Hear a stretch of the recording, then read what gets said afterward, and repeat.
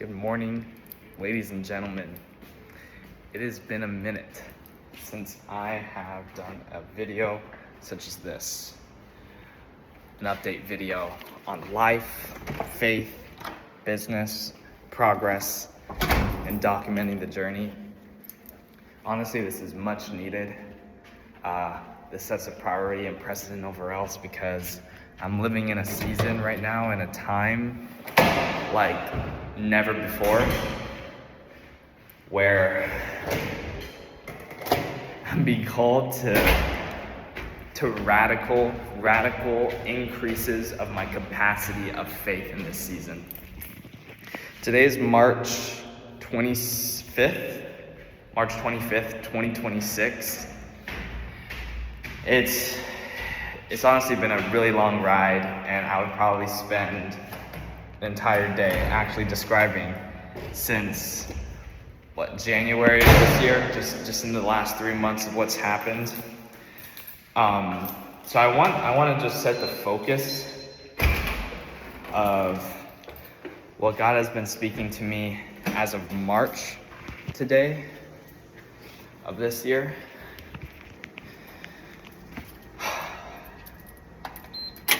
And it's been quite radical. I can say the least. It's been very radical. Because the Lord has been showing me and been speaking to me a lot about this specific season being a season of retraining, a season of deconstruction and reconstruction, of rebuilding. And I believe this is alluding to not just the rebuilding of my business or what I might think in the sensual sense of like my logic, but in the spirit sense, in the spiritual aspects of my spiritual journey, of my spiritual growth. And I'm telling you guys, this week, last 2 weeks, have been an insane stretching of my faith in ways like never before. What do I mean by this? Okay, so I have a friend right now, best and dear friend. His name is Angelo Manzi. Love you, Angelo, if you're watching this. And he has been called by God to plant a church in Atlanta, Georgia. About a year ago, they went to Atlanta, he and his wife, and they received a word from a man who said, "You have a calling here." And they've stayed obedient to that, over the last year, not knowing even any of the details after that confirmation. But only until October of 2025, his house actually flooded, and he lost most of what he had. And it set him back financially a lot. And now he's living in a position where he's still, he just had his son last year. He's still in a position where, they need to drum up finances, and God called him to literally move to Georgia soon, next month, April. And he's already secured a property for the ministry where he put a down payment on the loan. He had a miraculous way of having, the proper agents and the proper loaning officer to basically get him a house that was contracted value at $420K or something like this. And there's one problem, is the closing date is in less than 2 days.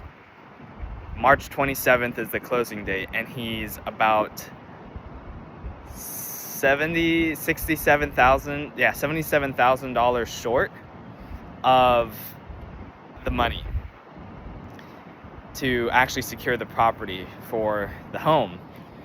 And over the last 2 weeks, he's informed me, and I have not only been praying, but I have this conviction in my spirit that I was supposed to be involved with this specific journey.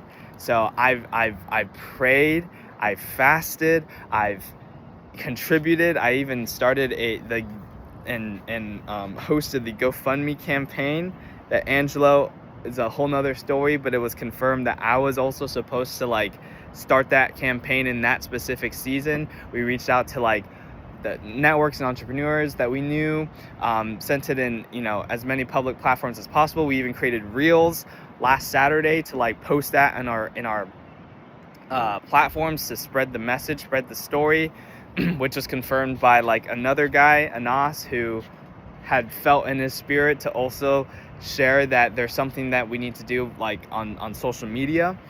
And we're still behind. Like it's kind of crazy how God is stretching us this thin of like, God, how much our needs. Like this is not a drill.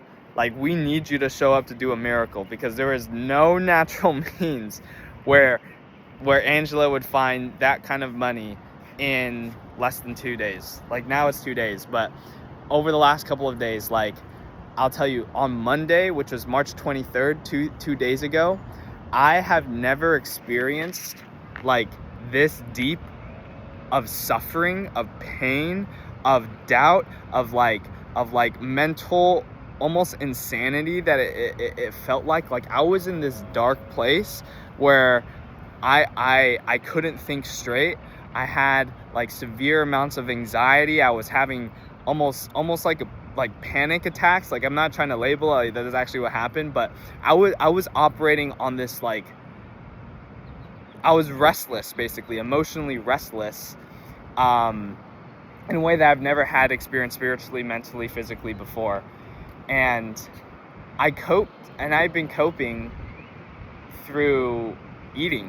A sin that I've been convicted that I'm being sanctified through right now is the spirit of loving food, and the spirit of sin of overindulgence, of like eating until it like you almost feel not sick, but you want to just self-indulge. You just want to fill yourself.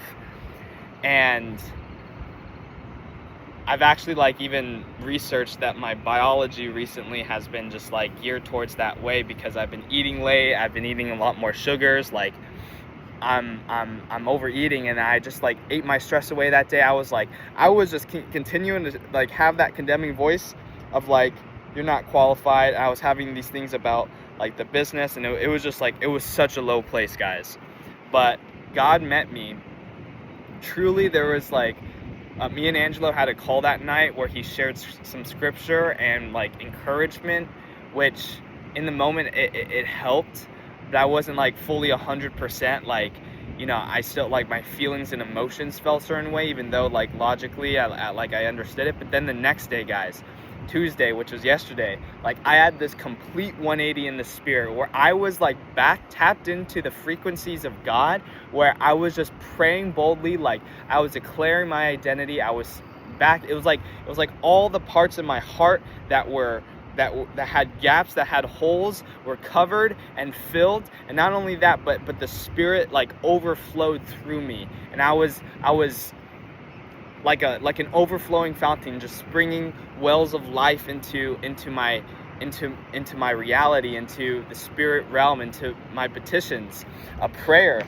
And I proclaimed a fast. Like I just felt so convicted to do a fast in this season, to just remove parts of my flesh. And I actually started rereading the pages of this book, Atomic Power with God Through Fasting and Prayer, and I just started to get so convicted and excited, and I started to declare. I made declarations over like how powerful the truths are of what you're capable of doing when you're fasting, and praying at the same time. And I just kept getting this affirmation. I even wrote it down on a card and posted it on my wall. It's just fast and pray, fast and pray, fast and pray. Like this is a season where I need to remove all of my intemperance, all of my self-indulgences, because Angela mentioned to me on Monday night, like this is the prime time or opportunity that the enemy will try to put a foothold or get me to start doubting God, because I'm on the threshold of something great, of something miracle, of a miracle. about a witness. And I just started to like have these revelations about who God is. If Jesus Christ really if God raised Jesus from the dead 3 days, how hard would it be for him to drum up a measly amount of 77,000 in a couple days? God is the God of over every single gold and silver. Like there's 20 million tons of gold inside the earth that's not even mineable. Only 30,000 tons are actually mineable on the surface. But God actually he owns all that gold. How is the God who is the richest, he's Lord over all precious metals, all money, all gold and silver, and who am I to doubt that $87,000 is a big number? Like I'm flabbergasted to see how much little faith I had until I started consecrating myself in this fast. So like everything is starting to align, guys. I'm feeling like I just needed to record this video to just reaffirm that God is working something incredible, and I feel that like alignment, that sensitivity to the Spirit and to God's voice to just continue. Like the most productive thing that I can do in the next 72 hours is just pray and fast. Like literally I have this conviction that whenever I speak, something moves in the environment, that I'm not just speaking vain words of repetition, but that I'm actually making heaven meet earth and bring about God's will on the earth through my petitioning. Like I'm aligning myself. And so this, on top of other 2 books that I'm also just hungering and digesting truth from, is this one, Money in the Prosperous Soul. There's actually an insane testimony in this one. This is made by Stephen De Silva, the CFO of Bethel Church, who actually he has some crazy testimony of God meeting his needs financially in just one miracle, living a life of radical faith. Like they had a payroll day that was due in 2 days, and they only had $10,000, and payroll was $35,000. And this Stephen, like, he felt that low where he's like, I feel responsible for these people. I don't know how it's gonna happen. God, this is not a drill. We need a miracle to happen here. And literally, like, when he was whining and like he was so desperate for a miracle. He was crying and moaning to God. And Bill Johnson, the senior pastor, just said to him, like, you just need to pray. And then after he was just like exhausted in prayer, he fell back on his office chair, not knowing what to do, like literally completely, he was lost. Someone rings up the phone, says, come into the office. A random church member comes in the office, and he said a $35,000 check in his hand. And he said, I've been trying to deliver this for 3 months, but a lot of cash flow and reasons delayed it, but I finally got it. Here it is. Hope you can use it. See you later. And then he literally left the room, and Stephen, like, with his jaw on the floor, was just enamored by how God just showed up to deliver him. Like, and it was the exact amount that they needed for payroll, including like taxes and services fees for the next day. Like, God can show up last minute in that way. And like, I just started to, my faith is increasing, guys. Like, I believe it's the power of the fast, but it's also just the power of petitioning and aligning myself in the Spirit of like, anything is truly possible with God. Like these mountains, the city, like if God wanted to push and move an earthquake and have it all just transported on the other side of the planet, like he could do that. I believe, like I'm my faith is all my carnal fleshly understandings and sensibilities are just decreasing and diminishing and disintegrating, while my faith is letting loose, guys. I'm just feeling in the Spirit. Yeah, something incredible is about to happen in the next couple days. Like there's something big is about to happen. And so, yeah, that's the update right now. And I'm just continuing. Like, again, I'm setting the precedent, though I have, the other thing is, like, with regards to the business, we've been in a season of also retraining, and like I mentioned, Matthew and I are really heavily considering shifts in the business about our models, like about strategy. And we've been asking God, like, what do you want us to do in the business? How we can discern what your will is. Like, we need something. And what's crazy is last Sunday, Madal's wife, during worship, which is the same time me and Matthew were at worship at Bethel, we're now going to Bethel Austin, she received a prophetic word that she felt to give to me, and she knew nothing about the business. Like, she knew new context. She hasn't really spoken to me. I've never spoken to Madal before, but she said, like, through a note on Angela's phone, it says, new blueprints and strategies for your business is coming. You have to surrender the things that God is telling you to let go of. Look at the areas in which you're holding on to that God is telling you to let go of. Like, there was such a powerful like, I was like, did this person stalk me? You know, type of thing. Like, how did she know? Only a confirmation that the Spirit really gave her that word. And when I contemplated this, like, I'm starting to see that.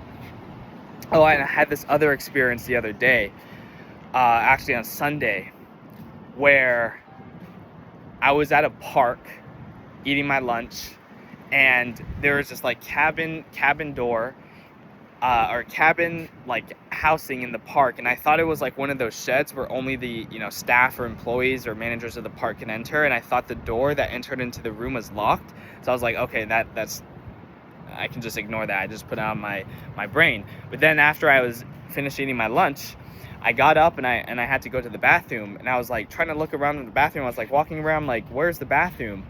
And then I was like not even expecting this door, the thing. I was just like, I might as well just try opening this door. But I didn't even like cross my mind or think that I was thinking that would be the bathroom. And then when I opened the door, I realized it wasn't locked. Even though it looked like barricaded and locked on the inside, there was like an actual keyhole that I thought it was locked. It actually opened, and on the other side of it, it was a bathroom. And I was like, this does not look like a bathroom. This literally looks like a shed. Like, it was a pretty large building.